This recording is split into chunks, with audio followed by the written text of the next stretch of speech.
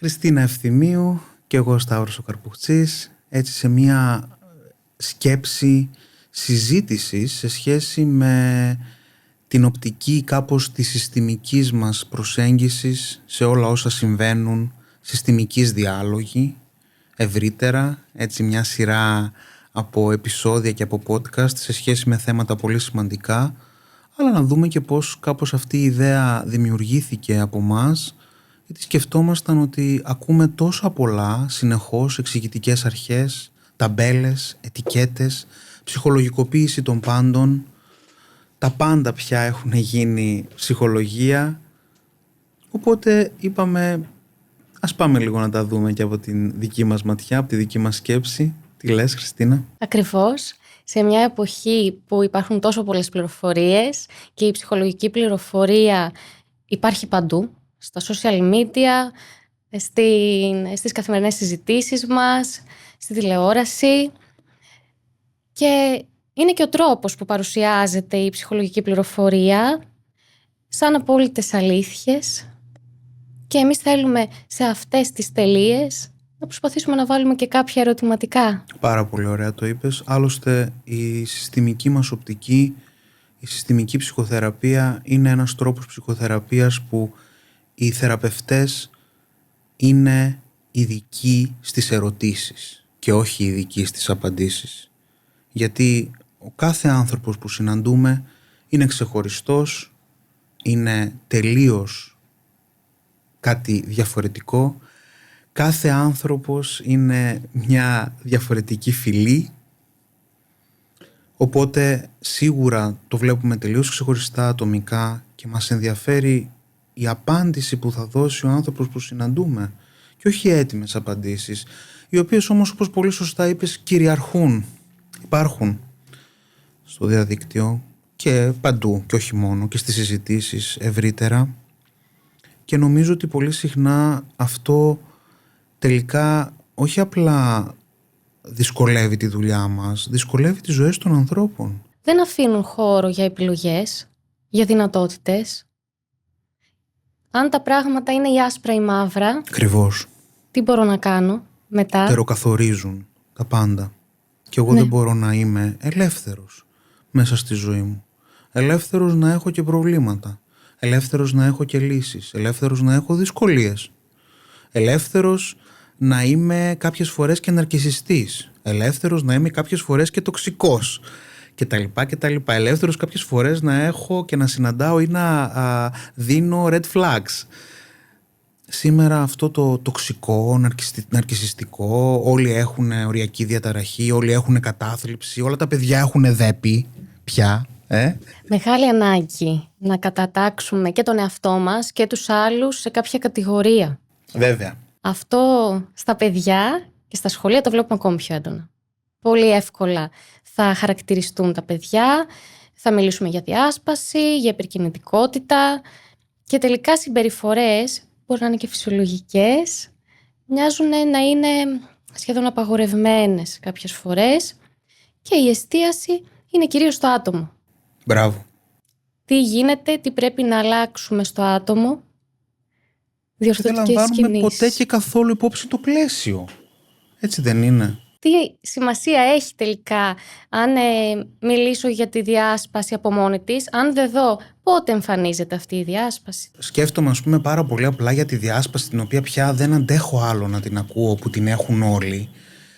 Πρόσφατα ένα περιστατικό μου ήρθε, το οποίο έχει ειδικότητα στα 35, με πάρα πολύ καλό βιογραφικό, γιατρός, έχει προσπαθήσει τα πάντα και μου λέει: έχω διάσπαση. Λέω: τι ακριβώς κάνεις δηλαδή?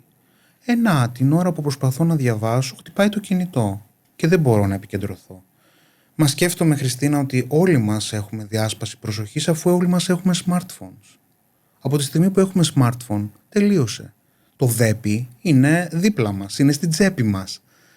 Το smartphone είναι ο ορισμός της διάσπασης προσοχής. Πολλαπλά υπέροχα, συναρπαστικά ερεθίσματα προσοχής που τραβούν το ενδιαφέρον μου. Τη μια στιγμή στέλνω ένα mail, την άλλη στιγμή γράφω στο Messenger, την άλλη στιγμή βλέπω κάτι στο Instagram και ούτω καθεξής. Και αυτό φυσικά και στα παιδιά ακόμα. Πώς να μπορέσω να επικεντρωθώ Πώς να μπορέσω να διατηρήσω την προσοχή μου σε ένα βιβλίο όταν έχω μάθει να έχω τόσο πολλές πληροφορίες, να έχω εικόνες. Οπότε το πλαίσιο νομίζω είναι πολύ σημαντικό και κάπως έτσι αξίζει να σταθούμε και όχι τόσο ατομοκεντρικά. Γιατί συχνά ακούμε, ας πούμε, για ατομική ψυχοθεραπεία παιδιού. Και προς Θεού δεν λέω όχι και στην ατομική ψυχοθεραπεία παιδιού, αλλά κάπως το να μιλούμε για πακέτα συνεδριών, για το ότι από τη στιγμή που το παιδί έχει την τάδε διάγνωση... Πρόσεξε τι λες τώρα, θα καταρρεύσει όλο το σύστημα της χώρας. Δεν χρειάζεται να τα πούμε. Είναι πολύ... Ερετικό, εντάξει. Συμφωνώ πάρα πολύ μαζί σου, σε πειράζω. Έχεις πάρα πολύ δίκιο. Απλά για να μην παρεξηγηθούμε κιόλας. Δεν λέμε όχι σε όλα αυτά. Ακριβώς. Λέμε απλά ότι δεν μπορούμε να λέμε αυτή είναι η διάγνωση, οπότε πάει πακέτο με την εργοθεραπεία και την ψυχοθεραπεία, για παράδειγμα. Πού είναι η εξατομίκευση? Χρειάζεται να δούμε το παιδί, το κάθε παιδί ξεχωριστά το οποίο θα συναντήσουμε, την κάθε οικογένεια, το σχολείο στο οποίο πηγαίνει και όλα τα πλαίσια στα οποία βρίσκεται το παιδί. Ακριβώς. Και αυτό φυσικά ταιριάζει πάρα πολύ με αυτό που λέγαμε ήδη από την αρχή, ότι η συστημική είναι επί της ουσίας πάντοτε αυτό που ονομάζουμε tailoring. Δεν έχουμε έτοιμο ένδυμα, είμαστε ράπτες, έχουμε την προσδοκία να είμαστε υψηλής ραπτικής, ράβουμε κάθε φορά το ένδυμα εμείς για τους ανθρώπους και δεν πουλάμε έτοιμο ένδυμα. Μπορεί με τα χρόνια να έχω πάρα πολλά πατρόνς, πάρα πολλά υφάσματα, πάρα πολλά χρώματα, να έχω ικανότητα πολύ γρήγορα να δώσω αυτό που θέλει ο άνθρωπος που συναντώ, αλλά πάντοτε ράβω. Θέλω όμως να επιστρέψουμε λίγο σε κάτι το οποίο είπες, που ήταν πάρα πολύ ωραίο, για την ανάγκη που έχουν οι άνθρωποι να δώσουν ετικέτες και ταμπέλες. Σε αυτό θα ήθελα να πω ότι, όπως είπες, ας πούμε, ότι δεν θα λειτουργήσουμε αφοριστικά, και σε αυτό δεν θα λειτουργήσουμε αφοριστικά. Αυτή η ανάγκη είναι εύλογη. Και ποια είναι αυτή η ανάγκη? Μέσα στην ταχύτητα στην οποία ζούμε υπάρχει ανάγκη μείωσης της πολυπλοκότητας. Δηλαδή, αντί να κάθομαι με τις ώρες να ασχολούμαι, το οποίο θα ήταν υπέροχο και επιθυμητό με το παιδί μου, το να πω ότι έχει δέπη αμέσως μειώνει την πολυπλοκότητα και κάπως με βοηθάει να διαχειριστώ την καθημερινότητα, τη λειτουργικότητά του, τη δική μου λειτουργικότητα, και σε πολλαπλά επίπεδα αυτό, και στους ενήλικες. Το να πω ότι έχω αυτό αμέσως λειτουργεί σαν μια διάσταση μείωσης της πολυπλοκότητας της ύπαρξής μου. Το πρόβλημα όμως είναι ότι αυτό συχνά μπορεί να γίνει και μια παγίδα στην οποία θα εγκλωβιστώ. Δεν λέμε όχι στις διαγνώσεις, λέμε όχι μόνο διαγνώσεις. Δεν είμαστε μόνο αυτό. Δεν είμαστε μόνο η εξηγητική αρχή. Είμαστε και αυτό. Και κάποιες φορές είμαστε και αυτό, και κάποιες φορές μπορεί να πάρουμε και ρεπό, και κάποιες φορές μπορεί να είμαστε λιγότερο από αυτό, και κάποιες άλλες φορές μπορεί να είμαστε περισσότερο από αυτό. Φαντάζομαι τώρα και στα σχολεία που βρίσκεσαι η ανάγκη να συναντιέσαι με τα παιδιά θα είναι πάρα πολύ μεγάλη, και από τους εκπαιδευτικούς και από τους γονείς πολύ συχνά και από τα ίδια τα παιδιά. Υπάρχει πολύ έντονα η ανάγκη και πάλι νομίζω ότι υπάρχει όμως αυτή η τακτική, ας πούμε, το ότι τι πηγαίνει λάθος στο παιδί. Οπότε αυτό που εγώ προσπαθώ στη δουλειά μου με τα παιδιά και με τους γονείς είναι να βλέπουμε τι κρύβεται πίσω από αυτό. Ποιες ανάγκες έχει το παιδί όταν εμφανίζει, όταν εκδηλώνει αυτή τη συμπεριφορά. Και ναι, κάποιες φορές και το να πάμε σε κάποια διάγνωση μπορεί να λειτουργήσει εξισορροπιστικά, να βοηθήσει, να ανακουφίσει. Απλά η αλήθεια είναι πως είμαι ιδιαίτερα ευαισθητοποιημένη με αυτό το ζήτημα, γιατί οι γονείς είναι πολύ υπεύθυνοι για τα παιδιά τους, είναι πολύ δοτικοί. Είναι πολύ μεγάλο το βάρος που σηκώνουν. Ακριβώς. Οι προσδοκίες που έχουν συνέχεια. Και θέλουν να ανταποκριθούν με το καλύτερο δυνατό τρόπο. Βέβαια. Και αυτό, ξέρεις, είναι και πολύ εύκολο να εμπορευματοποιηθεί. Άλλωστε σήμερα νομίζω θα συμφωνήσεις μαζί μου ότι και η ψυχοθεραπεία πια έχει γίνει σχεδόν επιβεβλημένη. Κάτι που εγώ, για παράδειγμα, είμαι πολύ αρνητικός σε αυτό. Νομίζω σε όλα τα εκπαιδευτικά το συζητάμε και το λέμε και το κάνω θέμα. Πολύ συχνά έρχονται άνθρωποι και λένε εγώ είμαι πολύ θετικός, η ψυχοθεραπεία είναι καλό. Και εγώ λέω, κοιτάξτε να δείτε, εγώ είμαι ψυχοθεραπευτής, αλλά δεν πιστεύω ότι η ψυχοθεραπεία από μόνη της είναι για καλό. Τίποτε από μόνο του δεν μπορεί να είναι για καλό. Άλλωστε η ψυχοθεραπεία, εν αντιθέσει με την εργοθεραπεία, τη λογοθεραπεία ή τη φυσιοθεραπεία, χρειάζεται την ενεργή συμμετοχή των ανθρώπων. Δεν αρκεί. Έχει σημασία η δική μας συμβολή, ναι, αλλά δεν αρκεί. Αν δηλαδή εσύ δεν αποφασίσεις για τη ζωή σου, αυτή η διαδικασία δεν θα λειτουργήσει. Και πιστεύω πάρα πολύ στο ότι καλό από μόνο του δεν μπορεί να είναι, δεν είναι. Καλό θα πρέπει να γίνει. Το νερό είναι πηγή ζωής, αλλά σε υπερβολική ποσότητα μπορεί να με δηλητηριάσει και μάλιστα φρικτά. Νομίζω είναι ένα μεγάλο πρόβλημα στην εποχή μας αυτό. Και πολύ συχνά οι άνθρωποι σαν να ψάχνουν να βρουν και ένα πρόβλημα για να έρθουν σε εμάς. Να ψάξουν να βρουν τι πηγαίνει λάθος ώστε να έρθουν για ψυχοθεραπεία. Και έρχονται και με έναν απολογητικό τρόπο πολλές φορές. Ότι ήθελα να ξεκινήσω, αλλά δεν ξεκίνησα για αυτόν τον λόγο, το οποίο φυσικά είναι ένα πολύ μεγάλο βήμα. Δεν είναι κάτι εύκολο. Το να συναντήσει κάποιος, έναν επαγγελματία ψυχικής υγείας που δεν έχει ξαναδεί και να μιλήσει για σημαντικά κομμάτια της ζωής του. Σε έναν ξένο χώρο, με έναν ξένο άνθρωπο όπως είπες, ακριβώς, είναι πάρα πολύ απαιτητικό. Απλά νομίζω ότι γίνεται και αυτό κομμάτι, ας πούμε, της New Age, του New Age lifestyle, του testing, γυμναστήριο, καλή διατροφή, ψυχοθεραπεία. Πολλές φορές ακούμε ότι μιλάνε για έναν σύντροφο που γνώρισαν, για μια γνωριμία που έκαναν και λένε κάνει και ψυχοθεραπεία, και αυτό είναι αμέσως ένα τικ, το οποίο δεν είναι αρκετό. Επίσης, άλλο σημαντικό κομμάτι είναι γιατί σήμερα χρειαζόμαστε τόσο πολύ την ψυχοθεραπεία. Αυτό πάρα πολλές φορές, ας πούμε, το συζητάνε και το ρωτάνε συνάδελφοι στα εκπαιδευτικά. Και σκέφτομαι ότι σήμερα χρειαζόμαστε πάρα πολύ την ψυχοθεραπεία, γιατί όλες οι κοινωνικές δομές με έναν τρόπο καταραίουν. Η αλληλεπίδραση, η αλληλοσύνδεση, πράγματα τα οποία ήταν σημαντικά για τους ανθρώπους, τελετουργίες, αίσθηση του ανήκειν, και ήταν πάρα πολύ βοηθητικά και έδιναν νόημα, έχουν ρευστοποιηθεί. Ο άνθρωπος είναι μόνος του. Και δεν στεκόμαστε να το δούμε πόσο έχει αλλάξει η κοινωνία μας. Κάποτε υπήρχε γειτονιά, για παράδειγμα.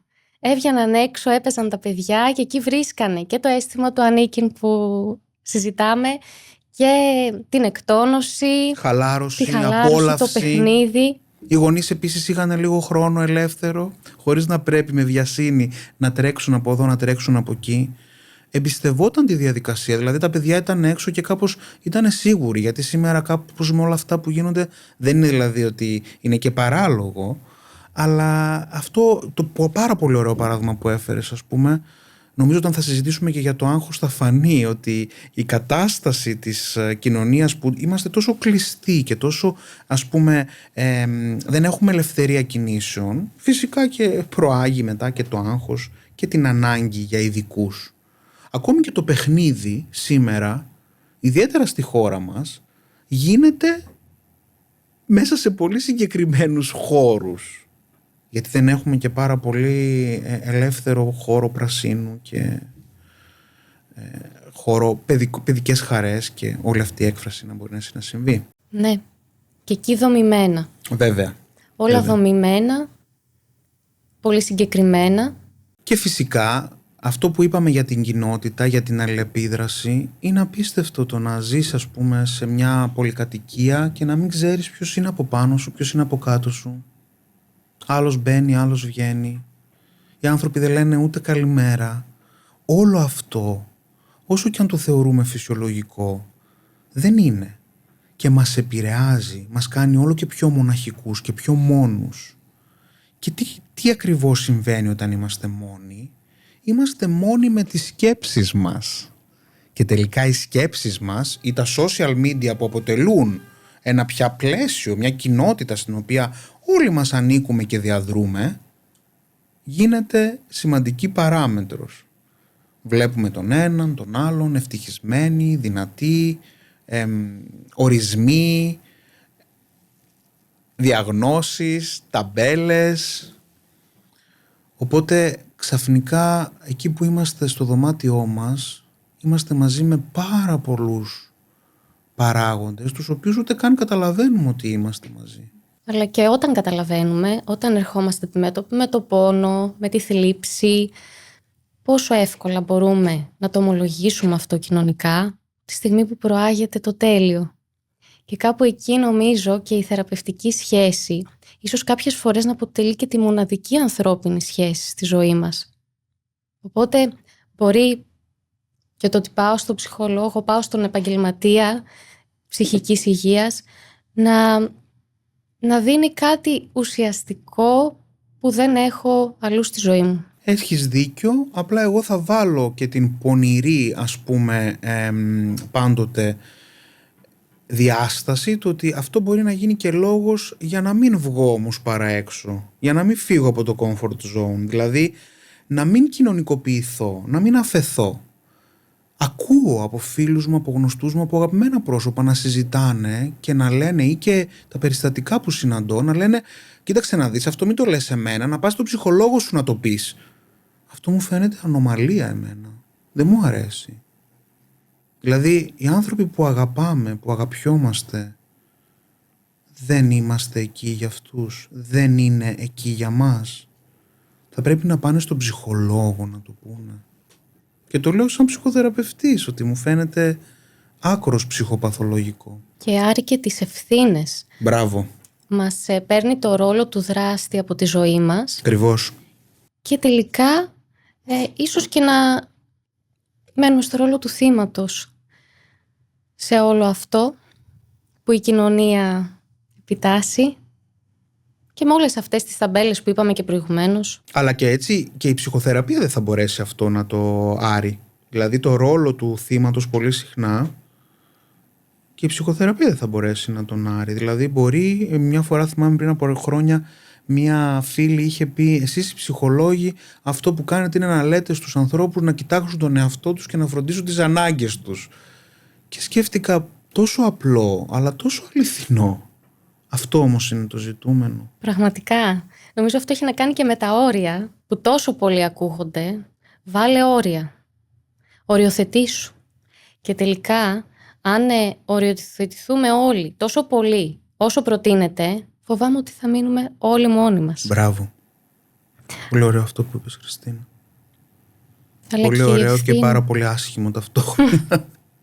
Βαρύ αλλά αληθινό, βέβαια. Δεν είναι τυχαία η επιδημία μοναξιάς και μοναχικότητας στις μεγάλες δυτικές κοινωνίες και στην ελληνική φυσικά, αλλά το βλέπουμε ήδη να συμβαίνει πάρα πολύ έντονα. Και είναι νομίζω όμως και ο ρόλος ο δικός μας πάρα πολύ σημαντικό σε αυτό. Βέβαια. Πώς εμείς στεκόμαστε, πόσο το επιτρέπουμε όλο αυτό. Το προάγουμε.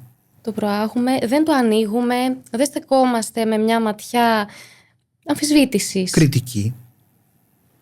Η συστημική ψυχοθεραπεία όμως είναι πάντοτε η φωνή του περιθωρίου. Και όταν λέω του περιθωρίου εννοώ των φωνών που είναι διαφορετικές. Νομίζω ότι η συστημική μας προσέγγιση θέλει τους ανθρώπους να τους καλέσει να αναλάβουν την ευθύνη του εαυτού τους, τη δράση του εαυτού τους και να καρποφορήσει η προσωπική ανάπτυξη και η αυτονομία που για μας πάντοτε σημαίνει ικανοποιητικές σχέσεις. Δηλαδή αυτονομία είναι να μπορώ να ικανοποιήσω την ανάγκη μου για σχετίζεστε. Αλλιώς δεν είμαι αυτόνομος. Αλλιώς είμαι απομακρυσμένος. Είμαι ένας ναυαγός. Είμαι ένας ασκητής μακριά από κάθε άλλο ανθρώπινο σχετίζεστε. Νομίζω όλα χρειάζεται να τα βλέπουμε με μια λογική των σχέσεων. Γιατί το κάθε σύμπτωμα, αν μιλήσουμε για συμπτώματα, αν μιλήσουμε για ταμπέλες, πού εμφανίζεται, πότε, τι κάνω εγώ, τι κάνουν οι άλλοι απέναντί μου τότε, εκείνη τη στιγμή. Πάρα πολύ ωραίο αυτό που είπες, έτσι ακριβώς. Αυτό είναι φυσικά η συστημική μας ματιά στα πράγματα, η, ας πούμε, αναστοχαστική διάσταση του πότε μπορεί να είμαι σε κατάθλιψη και γιατί, πότε μπορεί να είμαι σε άγχος και γιατί, πότε μπορεί να έχω διάσπαση προσοχής και γιατί, και ούτω καθεξής. Και φυσικά για μας σε ένα βαθμό όλα είναι λειτουργικά. Και επίσης τίποτε από όλα αυτά δεν είναι ολόκληρο. Γιατί και η ύπαρξή μας είναι πάντοτε μερική. Είναι δηλαδή κομμάτια, που η σημασία αυτών των κομματιών είναι πώς συνεργάζονται μεταξύ τους.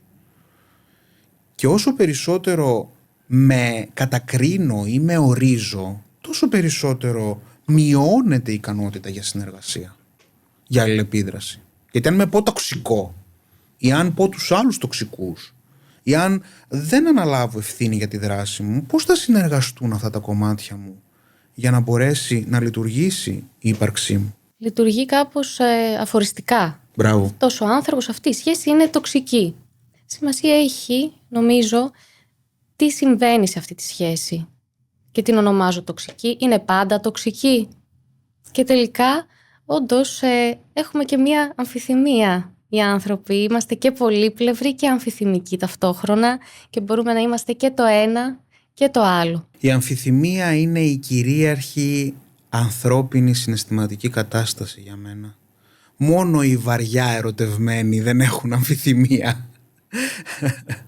Μόνο τότε εξαφανίζεται η αμφιθυμία και είναι πολύ σπάνιο, αλλά η αμφιθυμία είναι κυρίαρχη σε όλα τα πράγματα. Πολύ συχνά λέω, ας πούμε, ότι μέσα μας οι αποφάσεις λαμβάνονται με ισχνή πλειοψηφία, όχι με 51%, αλλά με 25, 22, 28, 30, δηλαδή κυβερνήσεις συνεργασίας γίνονται. Δεν υπάρχει αυτοδυναμία έτσι όπως την ξέρουμε, ας πούμε, στις συνταγματικές δημοκρατίες και θα την περιμέναμε ή θα την προσδοκούσαμε. Δεν συμβαίνει. Μ' αρέσει πολύ αυτό που λες, γιατί πολλές φορές έχουμε στο μυαλό μας ότι θα πρέπει να το θέλω 100%. Ακριβώς. Και θεωρούμε προβληματικό αν υπάρχει μία φωνή που μας λέει ότι μήπως θα ήταν καλύτερα να μην το κάνεις, να μην πας. Και πάνω σε αυτό που είπες, ας πούμε, πιο μπροστά σε σχέση με την τοξικότητα της σχέσης, σκέφτομαι και πολλές φορές όταν συναντάω ζευγάρια, λέω ότι φυσιολογική, καλή, λειτουργική, τέλεια, αρμονική δεν ταιριάζει στην σχέση μας. Αυτά τα επίθετα δεν ταιριάζουν. Πολύ συχνά λέω ότι η σχέση είναι το λίκνο της ψυχοπαθολογίας. Στη σχέση εμφανίζεται ο χειρότερος και ο καλύτερος εαυτός μας. Σημασία έχει πάντοτε ο ισολογισμός να είναι θετικός. Δεν μπορούμε να περιμένουμε τέλειες συνθήκες, γιατί συνεχώς το σχετίζεστε. Είναι μία πρόκληση. Όσο ζούμε, υπάρχει η πρόκληση να οριοθετηθούμε ξανά και ξανά και ξανά και ξανά. Και αυτό δεν είναι στατικό. Δεν είναι ένας ορισμός που έγινε κάποτε στο παρελθόν και μπορεί σήμερα να μου κάνει νόημα και να είναι χρήσιμος ακόμα. Άρα έχει σημασία να σταθώ εγώ και να πω τι μου κάνει νόημα.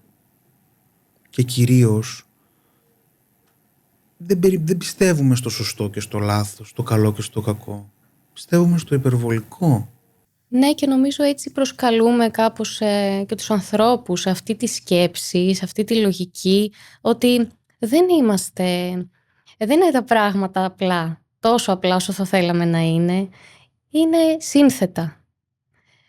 Οπότε δεν υπάρχουν έτοιμες απαντήσεις, δεν υπάρχουν έτοιμες λύσεις και τελικά δεν είναι και η ουσία πάντα να ψάχνουμε τη λύση. Μια φορά θα χρειαστεί και να συγκρουστούμε και να δυσκολευτούμε και να πονέσουμε. Και είναι κομμάτι της ανθρώπινης φύσης μας. Είναι κομμάτι του εαυτού μας όλο αυτό. Και φυσικά η δική μας οπτική, η συστημική οπτική είναι πάρα πολύ επικεντρωμένη στα θετικά μας χαρακτηριστικά, στα αποθέματά μας. Όλα αυτά με έναν τρόπο είναι δυνατά χαρακτηριστικά, αλλά η υπερβολή τους γίνεται επικίνδυνη. Όταν δηλαδή υπερβάλλω στα θετικά μου και ας πούμε η υπερβολή σε σχέση με την θετικότητα της ψυχοθεραπείας τελικά στην πράξη ακυρώνει την ψυχοθεραπεία. κατά τη γνώμη μου. Η υπερβολή, τα πολλά λόγια που λέμε, ακόμη και εμείς οι δύο σήμερα, και αυτό μπορεί να είναι εν δυνάμει πρόβλημα. Και πάνω σε αυτό σκέφτομαι, μήπως τελικά όλοι εμείς οι ειδικοί ψυχικής υγείας έχουμε κουράσει. Φυσικά. Πάρα πολλές φορές το σκέφτομαι και εγώ, ακόμη και για αυτό που το εγχείρημα που ξεκινάμε να κάνουμε. Σκέφτομαι όμως ότι σε ένα βαθμό, αφενός εγώ αυτό το εγχείρημα το κάνω γιατί μου αρέσει κιόλας, δηλαδή να συνομιλώ μαζί σου. Μου αρέσει δηλαδή κάπως και να επικοινωνώ και να ακούγομαι. Και θα έλεγα ότι σε όλα όσα λέμε δεν θα πρέπει να ξεχνάμε την κριτική ματιά. Στους ανθρώπους που συναντώ λέω πάντα, ξέρετε, είπαμε πάρα πολλά πράγματα. Εσείς όμως θα κρατήσετε αυτό που σας κάνει νόημα, αυτό που είναι χρήσιμο για εσάς. Και πάρα πολύ συχνά έρχονται και λένε όπως είχες πει, και δεν το έχω πει, αλλά αυτοί το άκουσαν και αυτή είναι η αλήθεια τους. Άρα θα έλεγα ότι αυτό είναι μια, ας πούμε, απάντηση διαφορετική. Ναι, γιατί όντως, τι κάνουμε κι εμείς εδώ σήμερα, μία νότα πληροφορίας ακόμα δίνουμε στις τόσο πολλές. Σε κάποιους μπορεί κάποια πράγματα να κάνουν νόημα, σε κάποιους όχι, και τελικά αυτό που προτείνουμε ίσως είναι να κρατήσουν ό,τι μπορεί να είναι χρήσιμο ή ωφέλιμο για τους ίδιους. Έτσι ακριβώς, και θα μπορούσαμε ίσως να κλείσουμε σκεπτόμενοι το τέλος του βιβλίου του Πολ Βατσλάβικ «Φτιάξε τη στοιχεία σου μόνος σου», που λέει «Η ζωή είναι ένα παιχνίδι που ο βασικός της κανόνας είναι προσοχή. Αυτό δεν είναι παιχνίδι». Ευχαριστώ πολύ, Χριστίνα. Ευχαριστώ κι εγώ.